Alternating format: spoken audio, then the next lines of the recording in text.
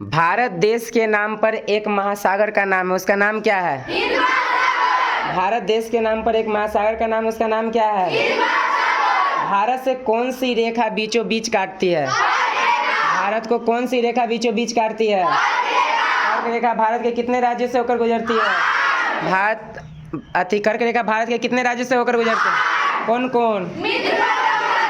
मित्र पर गमछा, मी से, क से, क से, ग से, ग से, म से, झा से और छ से। ठीक है ना? चलिए, उसके बाद अगला क्वेश्चन है, विश्व के 7 बड़े देश का नाम बताइए। पहला देश कौन है? पहला, दूसरा,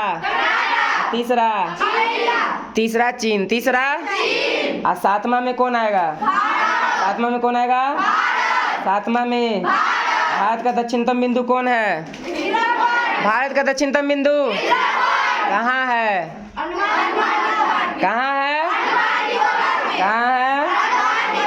भारत का स्थल से संबंधित दक्षिणतम बिंदु कौन है? कौन है? कौन है? भारत का क्षेत्रफल बताइए टोटल। 32.8 लाख वर्ग किलोमीटर। और कुल भौगोलिक क्षेत्रफल कितना है? 2.4%। कुल भौगोलिक क्षेत्रफल कितना है? कुल भौगोलिक क्षेत्रफल। अच्छा, भारत क्या है? एक प्रायद्वीप। भारत क्या है? अच्छा, भारत प्रायद्वीप है क्यों? एक को बताइए, भारत प्रायद्वीप है क्यों? क्योंकि भारत 3 ओर से समुद्र से घिरा हुआ है, इसलिए भारत को प्रायद्वीप कहते हैं। हाँ, तो तीनों क्षेत्र में पहला समुद्र कौन है? पहला, दूसरा, तीसरा।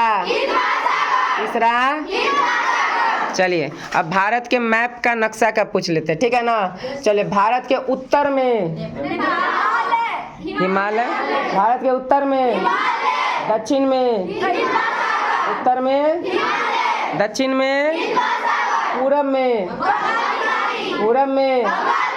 पश्चिम में। अच्छा, प्रायद्वीप किसको कहते हैं? भारत को प्रायद्वीप कहते हैं? नहीं, जो ऐसा क्षेत्र जो 3 जगहों से समुद्र से घिरा है, क्या कहलाएगा? प्रायद्वीप। क्या कहलाएगा? चलिए।